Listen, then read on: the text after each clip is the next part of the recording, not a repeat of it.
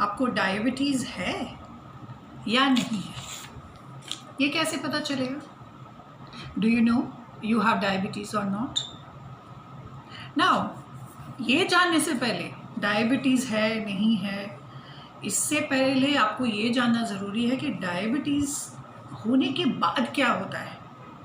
Diabetes के बाद excessive urination, nervous system damage होता है, हार्ट डैमेज होता है, ब्लड प्रेशर की प्रॉब्लम होती है, विजुअल डिस्टर्बेंस होता है, यानी कि रोशनी भी आँखों की बहुत इफेक्टेड होती है, गैस्ट्रिक प्रॉब्लम्स होती हैं और तरह तरह की प्रॉब्लम, जैसे ब्लड वेसल्स हमारे डैमेज हो जाएंगे, नर्वस सिस्टम डैमेज हो जाएगा, बहुत तरीके के इन्फेक्शंस होने लगते हैं बॉडी में और हार्ट स्ट्रोक के चांसेस भी बढ़ जाते हैं। और इससे भी बड़ी बात, याददाश्त भी धीरे धीरे कमज़ोर होने लगती है। तो बचा क्या? कुछ बचा? अब जानना ये ज़रूरी है। आज मैं आपको ये इसलिए बता रही हूँ क्योंकि मुझे कुछ दिन पहले हमारे किसी एक जानने वाले से मैं मिली, तो उन्होंने बोला कि उनके घर में किसी की डेथ हो गई। वो थी लगभग 58 इयर्स की, और 58 इयर्स की वो थी और उनकी डेथ हो गई। 55 इयर्स की 3 साल से उनकी डायबिटीज़ का इलाज चल रहा था। तो डायबिटीज़ का अगर इलाज चल रहा था तो डायबिटीज़ तो ठीक होनी चाहिए या कंट्रोल होनी चाहिए। और इससे भी बड़ी बात, क्या कहा जाता है कि डायबिटीज़ कभी ख़त्म नहीं होगी, ज़िंदगी भर आपको लगी रहेगी पीछे आपके। जानते हैं आप 1997 तक जब डायबिटीज़ की टेस्टिंग होती थी, फास्टिंग डायबिटीज़, मतलब कोई फास्ट करता है उसके बाद उसकी टेस्टिंग होती है, तो कहा जाता है कि डायबिटीज़ 140 होनी चाहिए। उसके बाद में शुरू हुआ कि डायबिटीज़ 126 कर दी गई कि जिसकी 126 होगी उसको डायबिटीज़ है, उसका ट्रीटमेंट शुरू हो जाएगा। 2003 में मेडिकल एसोसिएशन ने सबने डिसाइड किया कि नहीं, इसका काउंट कम करो, ये अब 100 होगी।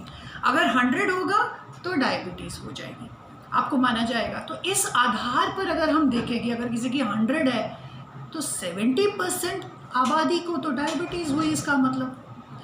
अच्छा, अब देखिए कि मान सकते हैं डॉक्टर्स क्या कहते हैं, अरे आजकल शहर में ना खान पीन जो है और ये है वो बहुत बदल गया है, इस वजह से ये सब चीज़ें होने लगी हैं। डायबिटीज़ का रेशियो डिसाइड कौन करता है? ये डायबिटीज़ जो 100 का पैरामीटर जो फिक्स किया गया है, ये डिसाइड कौन करता है? ये फार्मास्यूटिकल कंपनीज डिसाइड करती हैं। किसके साथ मिल करके? Pharmaceutical companies along with doctors, ये लोग डिसाइड करते हैं कि 100 is going to be the parameters.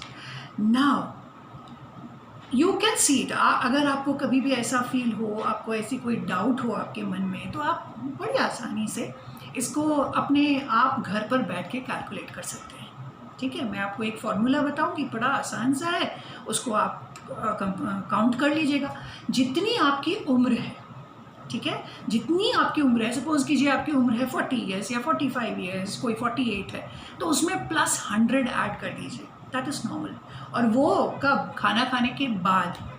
Fasting की तो छोड़ दीजिए, मैं खाना खाने के बाद कह रही हूँ। अगर आप टेस्टिंग करें और उसके बाद में अगर आपकी उतनी आती है आपकी उम्र के हिसाब से plus 100, that is fine with you.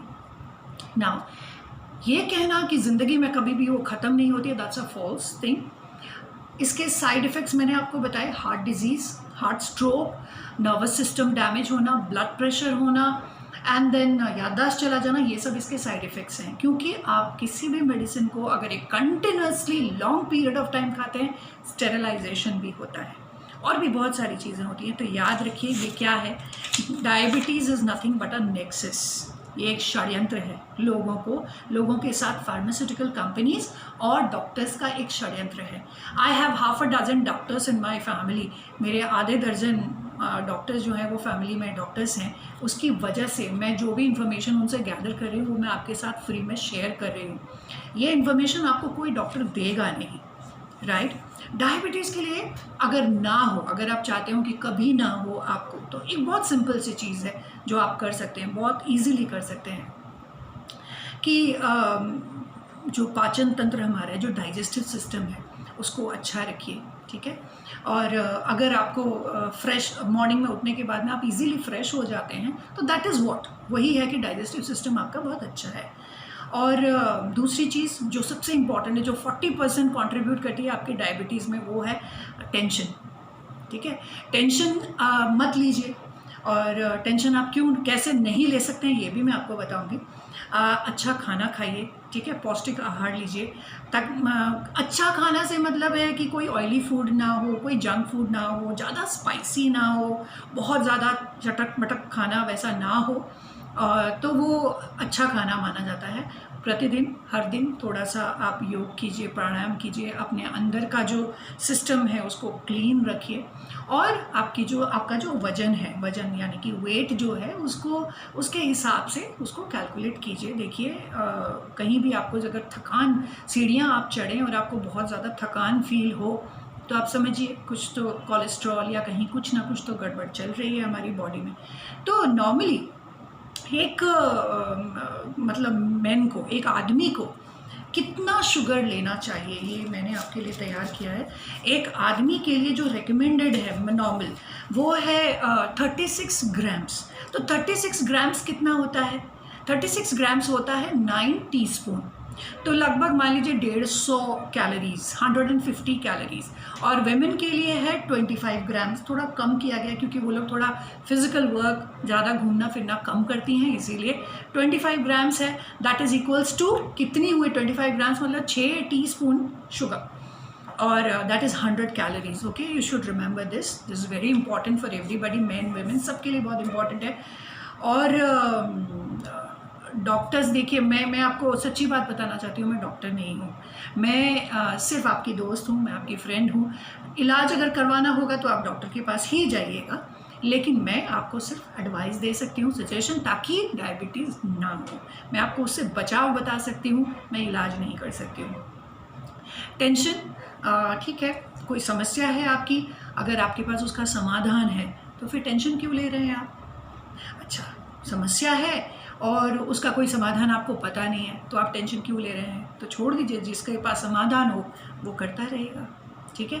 इसीलिए टेंशन मत लीजिए, और जो मैंने आपको आज बताया उसके ऊपर ध्यान दीजिएगा। It is nothing but the food that goes inside the body. Thank you.